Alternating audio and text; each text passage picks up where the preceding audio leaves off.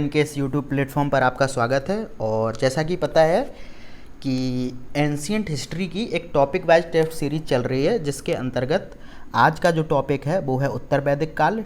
3 topic already हो चुके हैं, जिनकी वीडियो का लिंक आपको इस वीडियो के डिस्क्रिप्शन बॉक्स में मिल जाएगा, तो आप उनको भी देख लीजिए अगर आप पहली बार देख रहे हैं।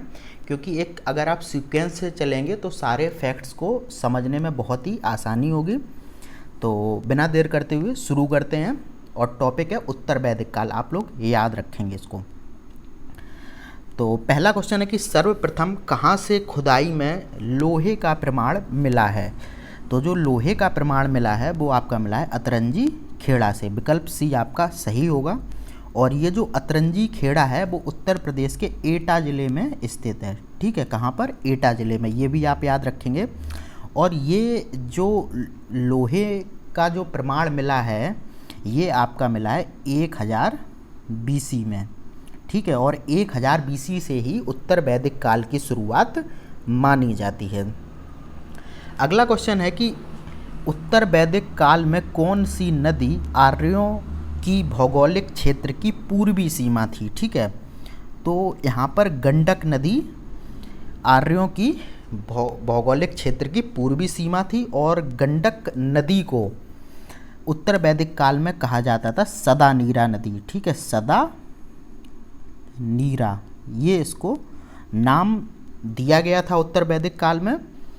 और यहाँ से इतना ही जानने लायक है। अगले क्वेश्चन की ओर बढ़ते हैं। तो निम्नलिखित में से किसको उत्तर वैदिक काल में द्विज कहा जाता था। तो उत्तर वैदिक काल में द्विज क्षत्रिय, ब्राह्मण और वैश्य तीनों को ही सम्मिलित रूप से द्विज कहा जाता था। तो इसका आंसर हो जाएगा उपरोक्त तीनों को सम्मिलित रूप से। ठीक है, अगला क्वेश्चन है कि उत्तर वैदिक काल में किसको शिक्षा से वंचित कर दिया गया था। तो उत्तर वैदिक काल में जो शूद्र थे उनको शिक्षा से वंचित कर दिया गया था। ठीक है, और उनका उपनयन संस्कार भी बंद कर दिया गया था। एक चीज़ आपको और याद रखनी है, यानी कि उत्तर वैदिक काल में शूद्रों को शिक्षा प्लस उपनयन संस्कार दोनों को बंद कर दिया गया था। अगला क्वेश्चन है इनमें से कौन उत्तर वैदिक काल की विदुषी है, यानी कि इनमें से कौन उत्तर वैदिक काल की विद्वान महिला है। तो जो गार्गी है वो उत्तर वैदिक काल की विदुषी है। ठीक है, और एक और उत्तर वैदिक काल की विदुषी है जिसके बारे में आपसे पूछा जा सकता है, तो वो है मैत्री। ठीक है, ये अगले क्वेश्चन की ओर बढ़ते हैं। तो निम्नलिखित में से किसमें सर्वप्रथम चारों आश्रम का विवरण मिलता है। तो ये आपका मिलता है जाबालोपनिषद में। ठीक है, विकल्प सी आपका सही हो जाएगा। और 4 आश्रम कौन कौन से थे तो ये भी आप जान लो। ब्रह्मचर्य था पहला, दूसरा था गृहस्थ, तीसरा वानप्रस्थ और चौथा सन्यास। और ये कैसे कैसे थे, जैसे ब्रह्मचर्य था 1 से 25, फिर था 25 से आपका 50 हो जाएगा गृहस्थ, और 50 से 75 होता था वानप्रस्थ, और 75 से ऊपर सन्यास। ठीक है, अगला क्वेश्चन देखिए। तो अगला क्वेश्चन जो है, मनु स्मृति में विवाह के कितने प्रकारों का उल्लेख किया गया है। तो मनु स्मृति में विवाह के 8 प्रकारों का उल्लेख किया गया है। ठीक है, और इसमें क्या है कि 4 विवाह को प्रशंसनीय माना गया है, जबकि शेष 4 को निंदनीय माना गया है। अगला क्वेश्चन है, उत्तर वैदिक काल में संस्कारों की संख्या कितनी थी। तो उत्तर वैदिक काल में संस्कारों की जो संख्या थी वो थी 16 है। ठीक है, विकल्प बी आपका सही हो जाएगा। अगले क्वेश्चन की ओर बढ़ते हैं। तो जो अगला क्वेश्चन आपका है वो है कि उत्तर वैदिक काल में किसका महत्व बड़ा था। तो आपको पता होगा कि उत्तर वैदिक काल में कृषि व जमीन दोनों के महत्व में बढ़ोतरी हुई थी।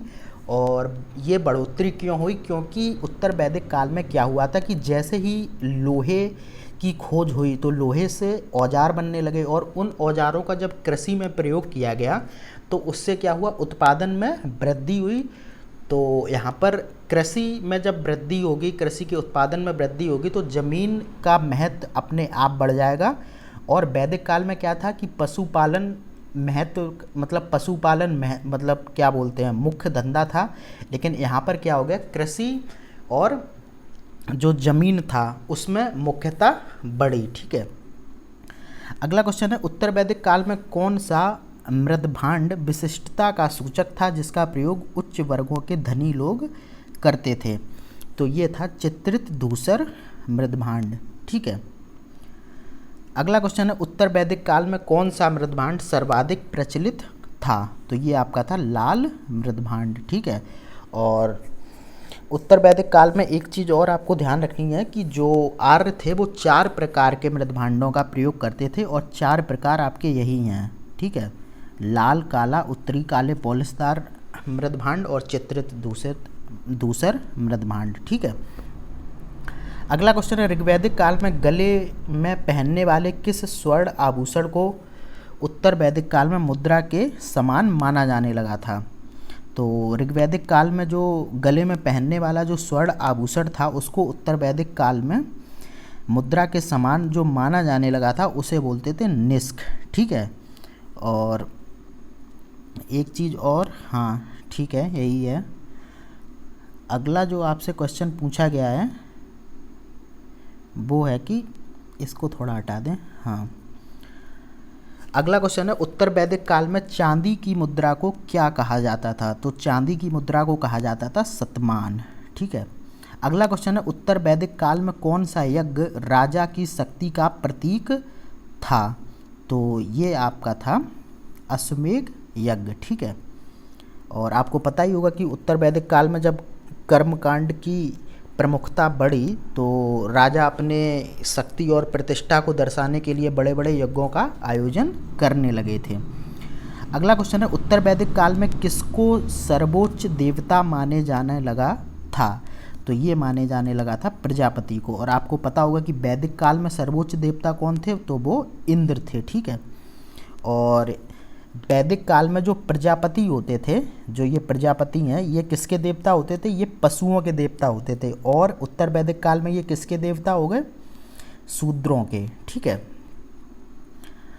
अगला क्वेश्चन देखते हैं, उत्तर वैदिक काल में निम्नलिखित में से किसको बढ़ावा मिला? तो बताइए किसको बढ़ावा मिला? तो उत्तर वैदिक काल में हम लोग देखेंगे कि कर्म कांडों में भी वृद्धि हुई, यज्ञों में पशु बलि भी दी जाने लगी, और जो आर्य थे वो भौतिक सुखों की इच्छा करने लगे। तो इसलिए उपयुक्त सभी इसका उत्तर हो जाएगा। अगला क्वेश्चन है, वैदिक काल में बढ़ई को क्या कहा जाता था? तो वैदिक काल में जो बढ़ई था उसे बोलते थे तक्षण। अब यहाँ पर कुछ और शब्द देख लेते हैं जो कि उत्तर वैदिक काल में किसी अलग नाम से जाने जाते थे। तो उत्तर वैदिक काल में उपजाऊ भूमि को बोलते थे उर्वरा। ठीक है, और बैल को बोलते थे बक्र। ठीक है, और गोबर की जो खाद होती थी उसे क्या बोलते थे? उसे बोलते थे करीस। ठीक है, ये शब्द बहुत ही इम्पोर्टेंट हैं, जितनी भी उत्तर वैदिक कालीन शब्दावली हैं उनको आपको याद रखना है, क्योंकि ये क्वेश्चन बहुत ज़्यादा पूछे जाते हैं। और जो हल्की बनी नालियाँ होती थी उनको बोलते थे सीता। ठीक है, और अनाज मापने का जो पात्र होता था या जो बर्तन होता था उसे बोलते थे उर्दर। ठीक है, और यही है, बाद बाकी आगे देखते हैं क्या क्वेश्चन बने हैं इससे। तो वैदिक काल में तांबा अथवा कांसा को क्या कहते थे? तो वैदिक काल में आपको पता होगा कि तांबा को कहा जाता था अयस। ठीक है, तांबा अथवा कांसा को क्या कहा जाता था? अयस। बाद बाकी और भी शब्दावलियाँ देख लें।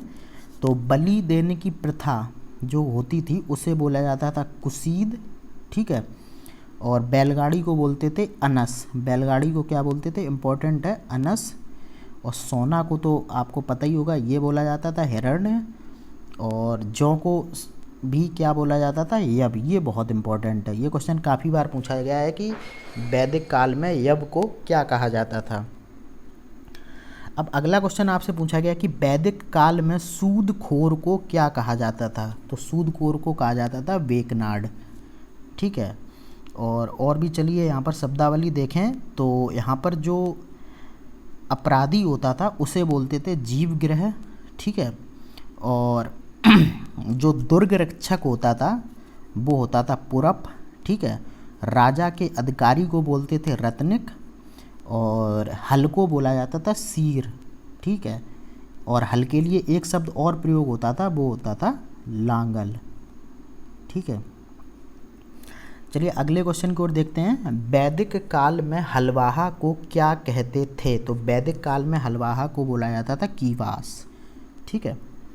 अगला क्वेश्चन है, शुरू के तीनों वेदों यानी कि ऋग्वेद, सामवेद और यजुर्वेद को क्या कहा जाता है? तो शुरू के तीनों वेदों को कहा जाता है वेदत्री, ठीक है। और ये इसलिए कहा जाता है क्योंकि ये तीनों जो वेद हैं वो किससे संबंधित हैं? वो यज्ञ से संबंधित हैं, ठीक है। अगला क्वेश्चन है, वेदों का लिपिबद्ध संकलन किसने किया है? तो जो वेदों का लिपिबद्ध संकलन है वो आपका किया है महर्षि कृष्ण द्वैपायन ने, ठीक है। और इनको क्या कहा जाता है? इनको वेद व्यास भी कहा जाता है। आपको विकल्प में वेद व्यास भी देखने को मिल सकता है। अगला क्वेश्चन आपसे पूछा गया है कि ऋग्वेद की मूल लिपि है, तो बताइए ऋग्वेद किस मूल लिपि में लिखा गया है? तो ये आपका लिखा गया ब्राह्मी लिपि में, ठीक है। और आपको ये भी पता होना चाहिए कि ऋग्वेद पूरी दुनिया का प्राचीनतम साहित्य है। चलिए अगले क्वेश्चन की ओर बढ़ते हैं। तो जो अगला क्वेश्चन है, इसको हटा दे एक मिनट। हाँ, जो अगला क्वेश्चन है वो ये है कि ऋग्वेद में कुल कितने सूक्त हैं? तो बताइए कितने सूक्त हैं ऋग्वेद में? तो ये हैं 1028।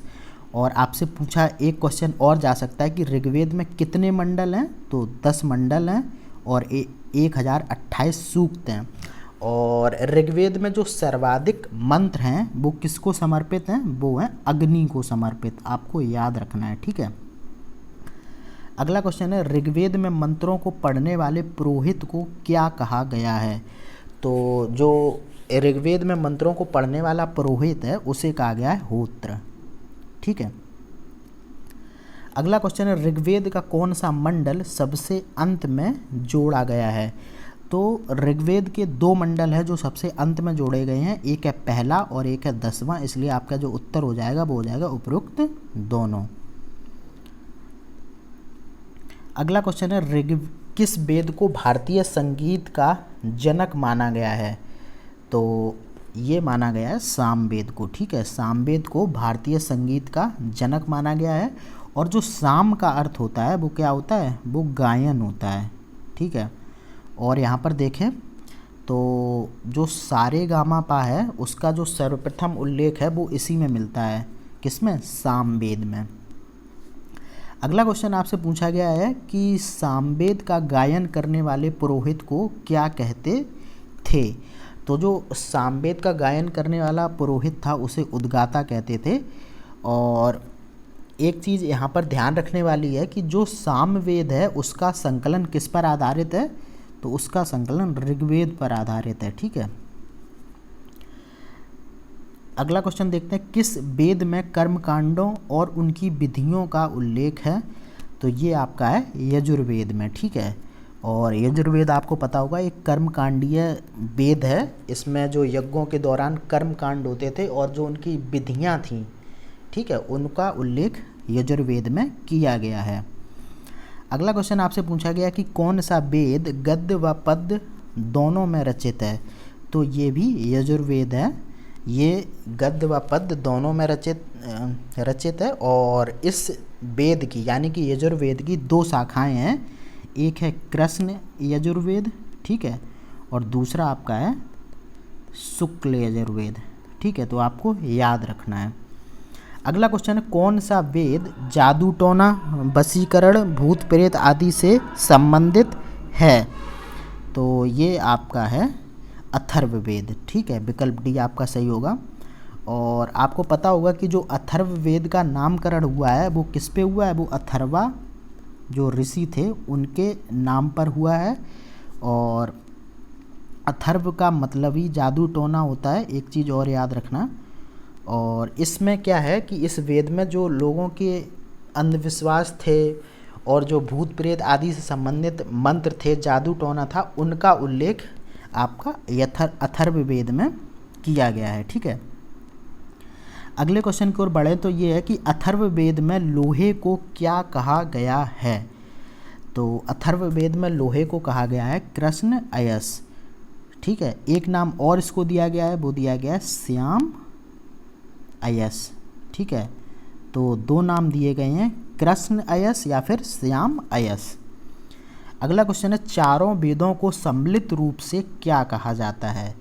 तो चारों वेदों को सम्मिलित रूप से कहा जाता है संहिता। ठीक है, अगला क्वेश्चन है ऐत्रेय तथा कौशितकी किस वेद के ब्राह्मण ग्रंथ हैं।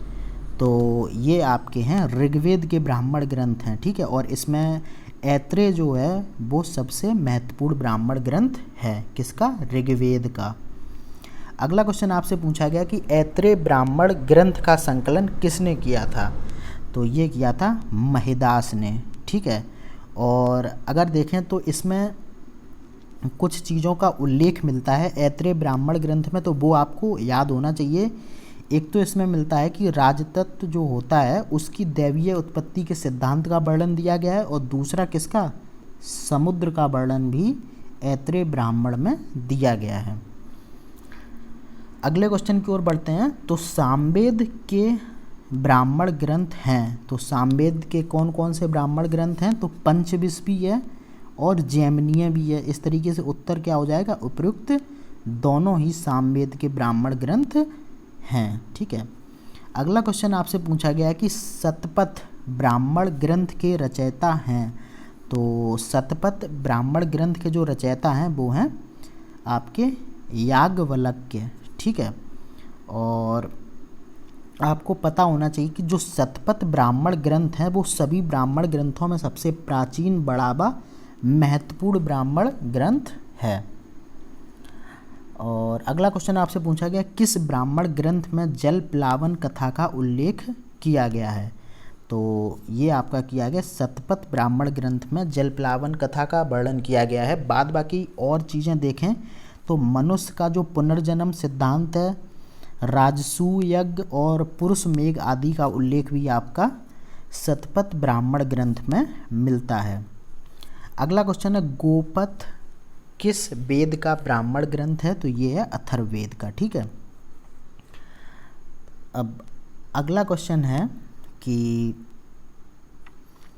वेदों को भली भांति समझने के लिए कितने वेदांग की रचना की गई है। तो ये की गई है 6 वेदांग की। ठीक है, और ये जो वेदांग हैं वो कौन कौन से हैं सुन लीजिए आप, शिक्षा, कल्प, निरुक्त, व्याकरण, छंद व ज्योतिष। ठीक है, अगला क्वेश्चन है निरुक्त वेदांग किसके द्वारा रचित है। तो निरुक्त वेदांग जो है वो यास्क द्वारा रचित है, यास्क। ठीक है, और ये किससे संबंधित है। तो ये संबंधित है भाषा विज्ञान से, आप याद रखना। तो इसके रचयिता हैं यास्क और जो इसका संबंध है वो है भाषा विज्ञान से। अगला क्वेश्चन यहाँ पर है कि व्याकरण पर लिखित प्राचीनतम ग्रंथ है। तो जो व्याकरण पर प्राचीनतम ग्रंथ है वो आपका है अष्टाध्यायी। ठीक है, और इसके रचयिता कौन है, बहुत इंपॉर्टेंट है, पणिनि। ठीक है, और ये जो पढ़नी थे ये किसके काल में थे, ये नंद काल में थे। एक चीज़ आप और याद रखें। अगला क्वेश्चन है किसने शुंग काल में व्याकरण पर महाभाष्य की रचना की थी। ये तो बहुत ही इंपॉर्टेंट क्वेश्चन है, ये की थी पतंजलि ने। ठीक है, अगला क्वेश्चन है छंदों पर प्राचीनतम ग्रंथ को किसके द्वारा लिखा गया था। तो ये लिखा गया था पिंगल के द्वारा। ठीक है, और ये जो इस ग्रंथ का जो नाम था वो यही था छंद शास्त्र। ठीक है, तो अगला क्वेश्चन है वेदांग ज्योतिष किसके द्वारा लिखा गया है। तो वेदांग ज्योतिष है वो आपका लिखा गया लगध मुनि द्वारा। ठीक है, किसके द्वारा लिखा गया है, लगध मुनि द्वारा, और ज्योतिष शास्त्र पर यह प्राचीनतम ग्रंथ है। उपनिषद निम्नलिखित में किस पर आधारित पुस्तकें हैं। तो ये आपकी दर्शन पर आधारित पुस्तकें हैं। और एक इम्पॉर्टेंट क्वेश्चन पूछा जाता है कि नचिकेता व यम का संवाद किस उपनिषद में मिलता है, तो ये मिलता है कठोपनिषद में। ठीक है। अगला क्वेश्चन आपसे पूछा गया, भारत का राष्ट्रीय आदर्श वाक्य सत्यमेव जयते किस उपनिषद से लिया गया है, तो ये तो आपको पता ही होगा, मुंडको उपनिषद से लिया गया है। बाद बाकी आप कंफ्यूज नहीं होंगे, ये नहीं होता है। ठीक है, मंडूक जो भी लिखा है यहाँ पर मंडूक उपनिषद नहीं होता, मुंडका उपनिषद होता है। ठीक है।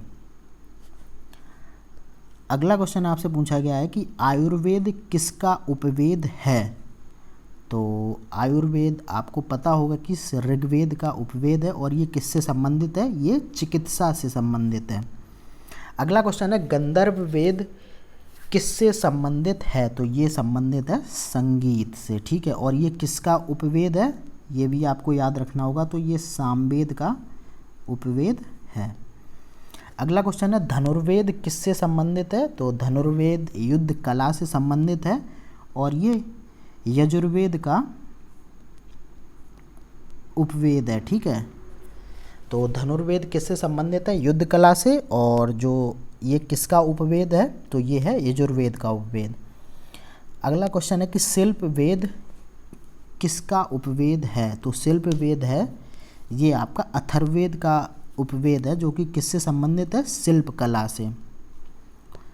अगला क्वेश्चन है रामायण में कुल कितने श्लोक हैं, तो ये आपके 24,000 श्लोक हैं, इसीलिए इसको चतुर्विंशति संहिता कहा जाता है और इसे एक नाम से और जाना जाता है। भारत का आदि महाकाव्य भी रामायण को कहा जाता है और इसके रचयिता आपको पता ही होंगे, वाल्मीकि हैं।